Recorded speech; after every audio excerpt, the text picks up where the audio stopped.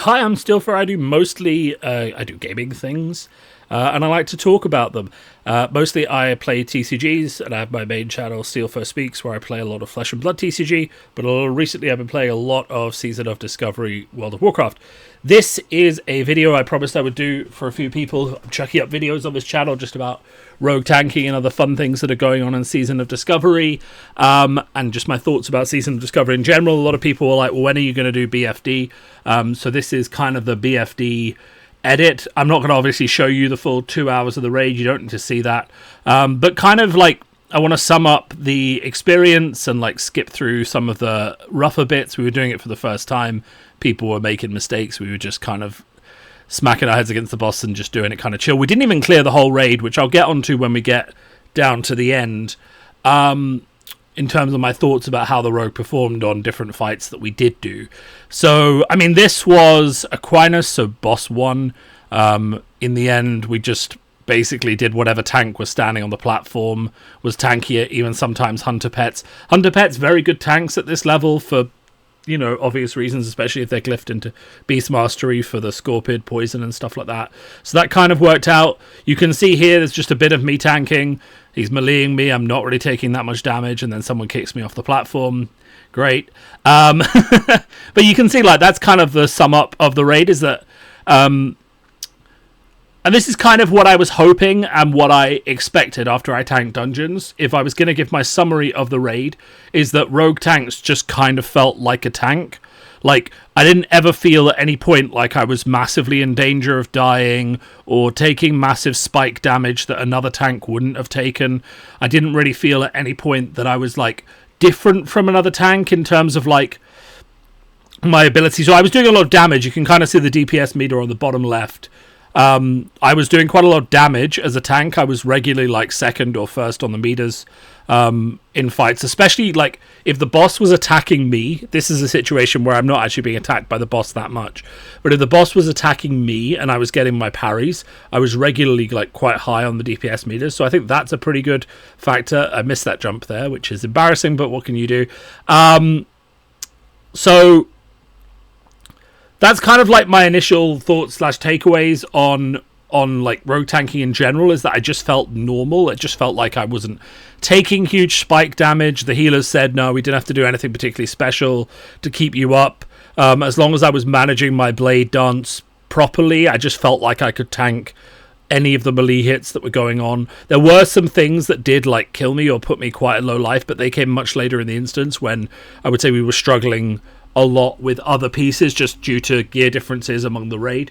So we killed that pretty easily. We'll kind of skip ahead. You'll see that like we're just doing trash, and I want to draw attention to the trash because often what happened on the trash is that the paladin obviously just took threat on the majority of stuff, and that's kind of just how it's going to be. You can see I'm getting my quest there for the purple gloves. That's kind of just how it's going to be. Like, the paladin is going to have threat on trash and AoE packs if you've got a paladin with you. So really what I'm doing as a rogue is just like spending my time pulling an extra trash pack because I know I can tank another mob without too much damage, right? So I'm just pulling an extra mob the paladin hasn't pulled into the area, and I'm dragging it to the paladin to AoE down. So kind of easier to fill the role of an off tank on trash.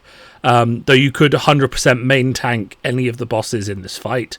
You know, but I'm playing with a good paladin tank, so he obviously starts pulls. I could absolutely tank this, and you'll see later on in the fight I do have to taunt because of the armor debuff, and I do end up tanking him. So, you know, tanking second boss was perfectly fine as well. There was nothing really drastic there at all. And, you know, we just kind of run through and kill it. You'll see I'm just trying to skip to the bits where I'm tanking because I do tank for a decent portion of every fight. Just, you know, it is a 2-tank raid, so you kind of have to split the responsibility. So you'll see we all get knocked back. The pet has aggro, which I just think is a bit silly.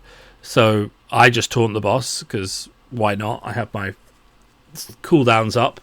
We didn't really need the pet to tank as much as it did, but if it's there, why not use it? And you can see I'm taking a fair bit of damage even with the armor chunk. I'm not actually taking huge amounts of damage. I have got the 4 combo point blade dance up, and I have 2 things of the armor thing. and I'm still not really taking that much damage. Refresh Blade Dance, maybe even fit in a cheeky Eviscerate if you can. And it's, as I say, this is just kind of like what I wanted to demonstrate, is that it's kind of just normal. It's like I'm doing decent damage, less on this fight because he's got quite a lot of armor and I don't have my poisons up. And I'm just tanking. So, there's not really much drama there. On the third boss, I took the melee guys because I could parry them and I could riposte them and get some more threat that way, and I was doing quite a decent amount of damage. You can see I'm the only rogue in the raid, so I'm just down there. Doing quite a bit of damage and like tanking them fairly easily without really taking any kind of pressure. When there were 2 up, it did start to hurt. Well, let's see where that is. There were 2 up for a while, and that did hurt a considerable bit more, but it was still doable. Like, it still wasn't particularly drastic. Then, of course, we just went through lots and lots of trash. Again, the Paladin did have aggro for a lot of the trash just with Consecration. And then we went into Gelcris. And I ended up tanking a lot of this just because we ended up people not being able to dodge maybe as well as they needed to. And I did go low a few times when he was doing like quite heavy shadow damage and spell damage. But aside from that, you just keep aggro and you're just down here doing, I think I was doing 52, 60 DPS even as the tank in that run, so it felt kind of comfortable. Sometimes you got feared, obviously dodging all the murlocs and stuff like that wasn't really a big deal. The raid kind of just like felt pretty chill up until this point, so it was kind of like, that's all right, everything's going fine. And I'm feared, the Paladin takes it, the Paladin gets feared, I take it. It often comes back to me when I run back in because I do have a lot of threat. And then we get a bit of loot. There's a gauntlet. In the gauntlet, it was just decided that I would kite and taunt the... where's it gone? I think there was a bit of a wipe here. So when we reset it, we went at it again. Okay. No. Okay. So for the gauntlet that we were doing... to get to Jet, here we go. It was basically just decided that I would take the big Meliad and that the rest of the raid would just focus on the priestesses and the Paladin would tank that. And the Paladin would take the Murlocs and stuff as well. So that was kind of fine. We just kited him up through the gauntlet. I just tanked him the whole way, tried to pick up a Murloc or 2 if it made sense. But also like just focusing on like disarming and just keeping my incoming damage quite low so that people would not really have to keep me up when there's a lot of murlocs and stuff running around. And then for the fight itself, like, it was one of those things where, again, like, you're looking at this fight being like, I could completely and utterly tank this. There wouldn't have been a problem. I had threat for a while. It wasn't an issue. The Paladin then got threat, and I was like, that's okay, because I have more damage than him, so I ended up just roaming around killing the totems. So you can kind of see that here is that I'm just roaming around killing the totems because I have more single target damage than the Paladin does, so it just makes sense to do it that way. But if I had to main tank and there was another tank like who had better single target than I do, like a warrior or something like that with a 2-hander equipped, then it would be probably better for me to tank the boss and for him to kill the totems. It's kind of just about making sense of what works for your raid.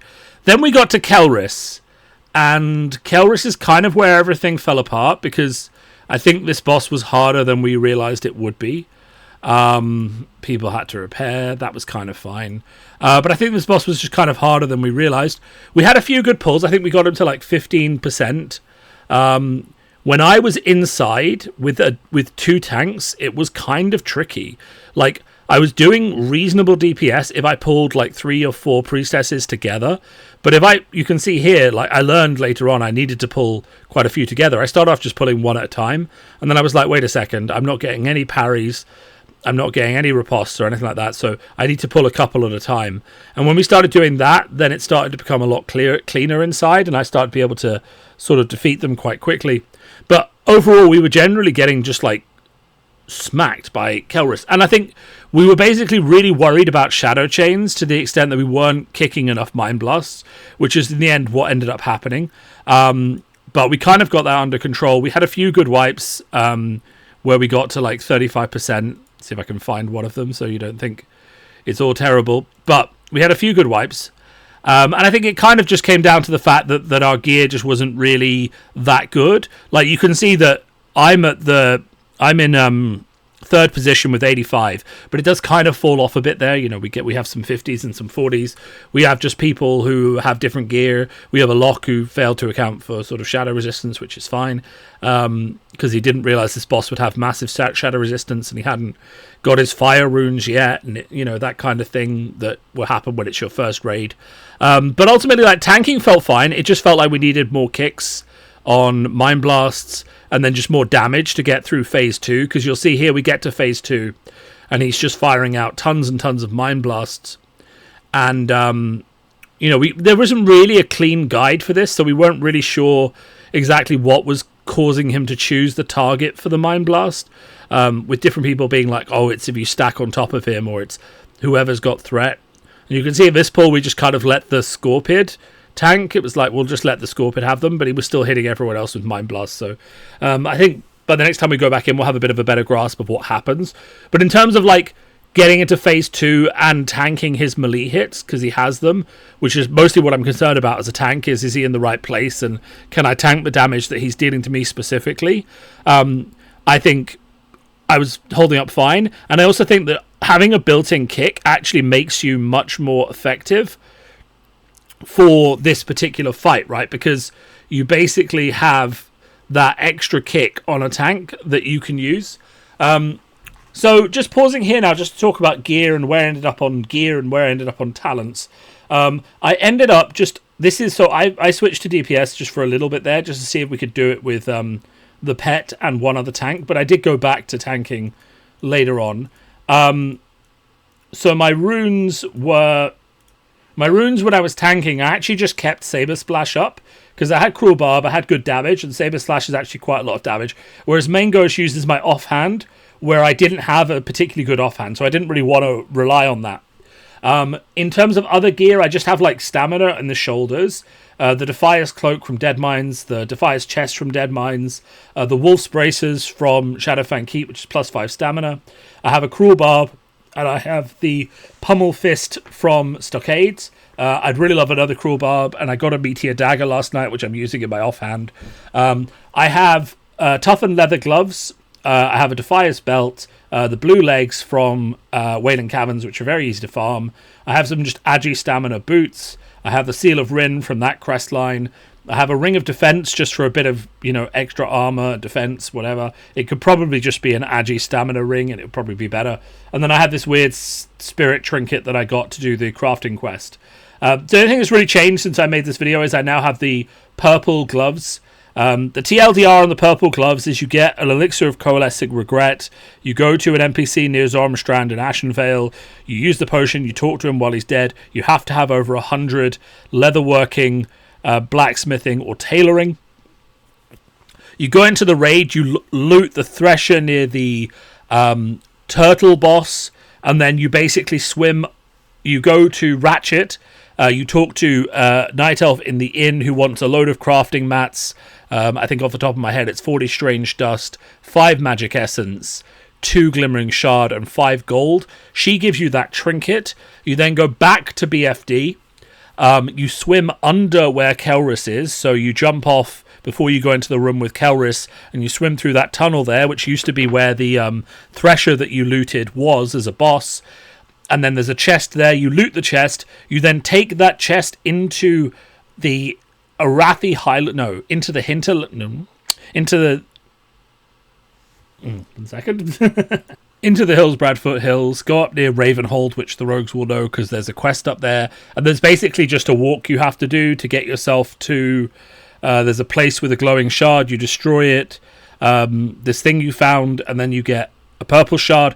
And then you basically use that with the toughened leather gloves, the silver steel breastplate, or the spider silk gloves to get your purple item. And that purple item seems amazing. Like, it's 1% hit. It's great stats, amazing armor, and it also has like an ability that's on a 10-minute cooldown that increases your damage, your attack speed, and your threat. So I think for rogue tanks, that's just a no-brainer. I think if you're min-maxing, you go engineering, tanking. If you're not min-maxing, engineering, leatherworking. If you're not min-maxing, you just go leatherworking, skinning. I'm leatherworking, skinning. I really can't face leveling engineering again in my side WoW game because I have it maxed in both retail and Wrath of the Lich King. And I had it maxed in original classic as well. So I don't know if I can face leveling engineering again. I might do it when we get there, but I don't want to commit to it right now.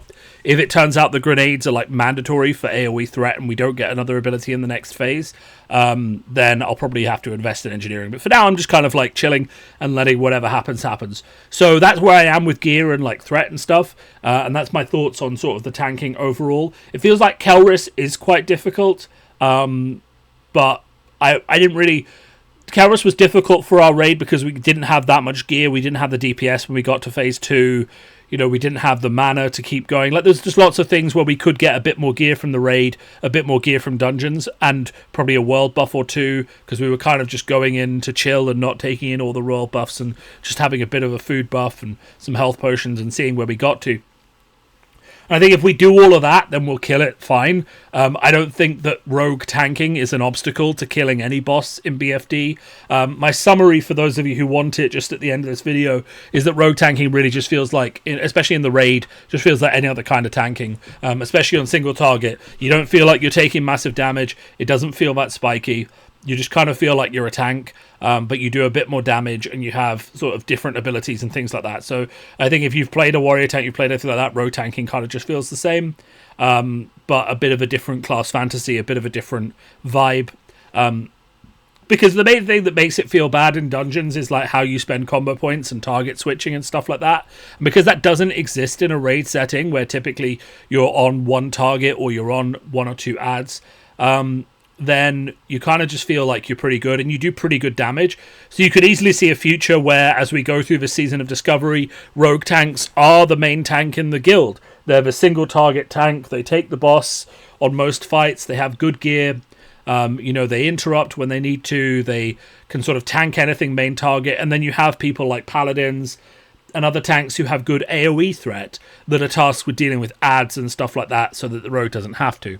And that might just be where things end up. So those are my thoughts on rogue tanking BFD. I'm sorry this wasn't sort of a cleaner video to go through all of the fights and what I did specially or getting to the last boss. But I really don't know that it necessarily needs that, There wasn't really any sort of timed use of cooldowns or anything like that to get through this raid. There wasn't like, oh my god, if you don't use evasion on this one specific point of this boss, you're going to wipe your raid. Really, it's just, tank smart, keep blade dance up.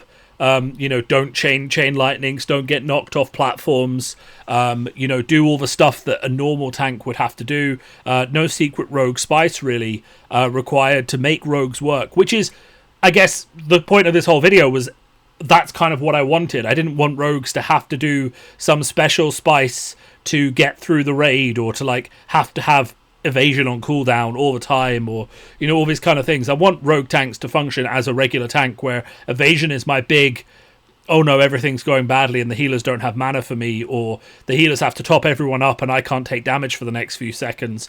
I want it to be my oh shit button. I don't want to have to use it just to tank normally, and really that's what I found in terms of the tanking, is that I just didn't have to use it just to tank normally. As a reminder, my talent, I put it in other videos, but I am using 2 improved Sinister Strike in the combat tree. All my points are in combat. 3 points in dodge, 5 points in parry, 5 points in precision so that I get parried by bosses less, and 1 point in riposte. I can't really state enough how great riposte is. Even in this raid, I was just using riposte regularly. It's one of the reasons that you'll see that I'm quite high on the damage meter, and this is damage done overall, and you'll see that I'm just behind a rep paladin on damage done overall. And part of the reason for that is that whenever I was tanking mobs, I was getting tons of riposte triggers, and I was basically using it every 6 seconds, which just pushed my damage up massively. So there you go. That is my thoughts on rogue tanking and BFD with a bit of video going on in the background. I know there's not a lot of people focusing on rogue tanking, so thanks for tuning into this video. I know the video on my main channel got a lot of views, but I do want to spin things off here just because I don't want people getting confused with WoW content on my TCG channel. But if you do like trading card games, and if you're curious about the game called Flesh and Blood, I am one of the premier Flesh and Blood content creators in Europe especially. You know, I have close to 1,400 people following, which is not bad for a niche game, and I do a lot of content creation for that game and reviewing their large events and playing in tournaments and stuff. So if that's what you're interested in, then, you know, head over there and give me a like. If you're interested in this channel, then obviously like and subscribe to this channel. My plan roughly is just to do a bit more rogue tanking content throughout all the phases of Season of Discovery, and I'm going to see if another one of the niche classes catches my eye and maybe do some videos about that. I also have general thoughts about Season of Discovery I want to put out as well, so the next video I'm going to do is just going to be a rough idea reviewing the concept and the implementation of the runes and how well I think that went. So if you're keen, that video will be up in the next day or two and you can have a look at that. Thanks a lot, and I will speak to you all soon.